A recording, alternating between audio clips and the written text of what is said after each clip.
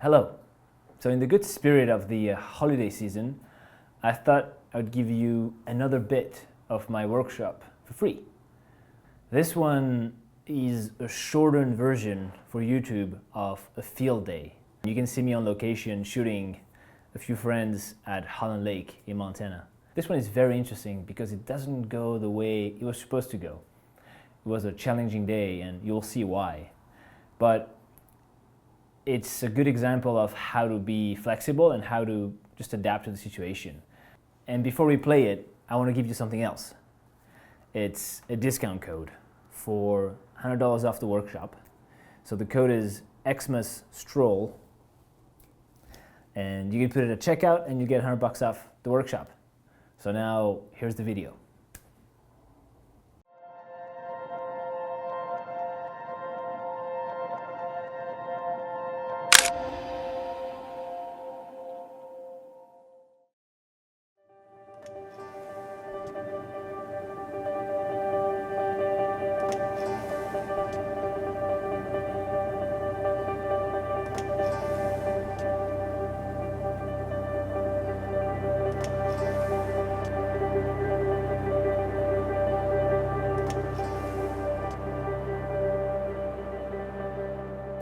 Hey, you made it happen, man. Yeah, man.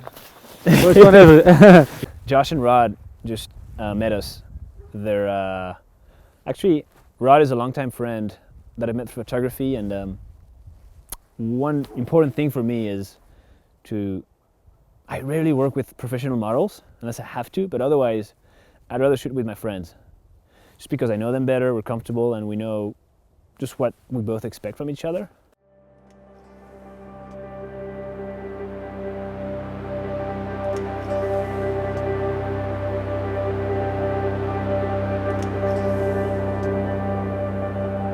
Rod is going to go on the kayak, and the lake is blue, the kayak is black, so I want to have a pop of color. I want to have Rod wear like a red jacket or a yellow one, just so I can see him in the water better.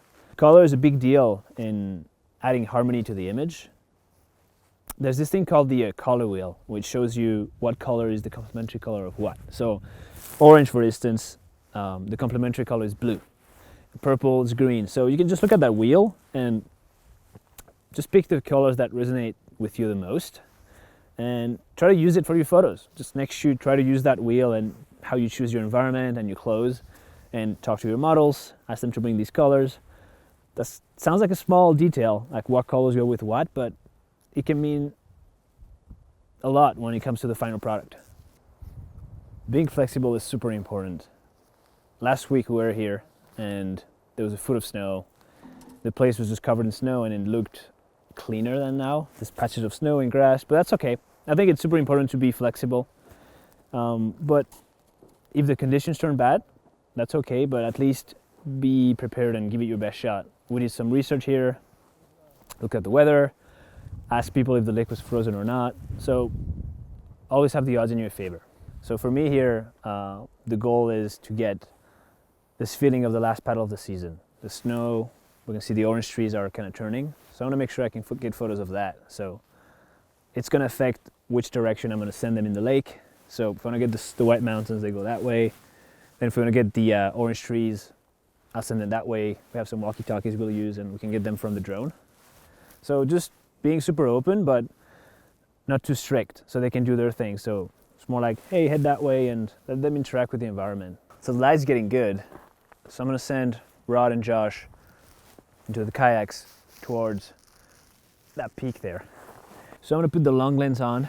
I like to turn off the camera before because a sensor that has electricity attracts dust. So I'll just turn it off. And that's it.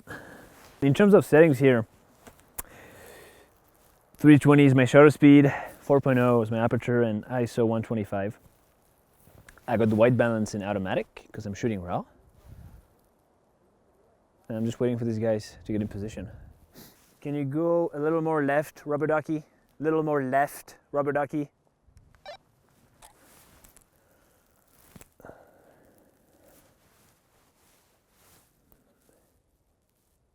Just as I'm doing this, I've noticed that there's another set of mountains behind That's even better. That's taking the light even better. So I'm gonna send them slowly towards that way, and I'm gonna walk on the shore just so I can get more of that range. So the more I can go this way, the more I'll see that way.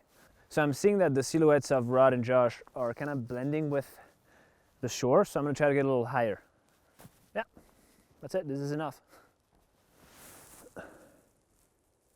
On being flexible again, I was hoping for the lake to be calm, and it's clearly not the case there. There's a lot of ripple, so I'm noticing that this shore here is way more calm, so I'm gonna have them come back and shoot them with a wide angle.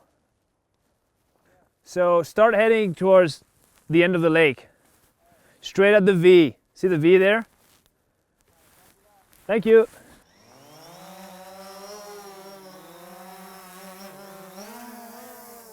When I'm moving between places, I'll just stick into sport mode so I can be fast. Then when I'm back at shooting, I'll put it back in normal.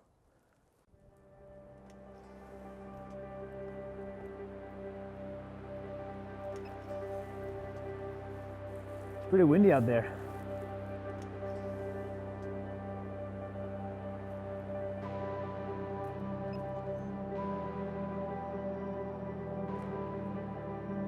So the conditions kind of suck now.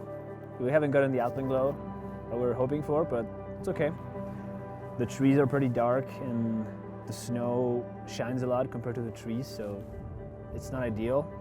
I'm gonna rely a lot on the blue hour, and I'm gonna hop on a kayak later and chase them around with a headlamp and just a 24-1.4. Thank you. We're floating. Fancy seeing you here. That's it, man. We're in blue hour. This is blue hour. It's when the second day begins. The tricky part with blue hour photos is that you want to have a right enough lens, 1.4, 2.8. Anything above that is just not going to catch enough light, and then you're going to have to use a tripod. And for blue hour photos, I just don't want to be using a tripod. I want to be playing around, because I fucking hate tripods. So why do I hate tripods?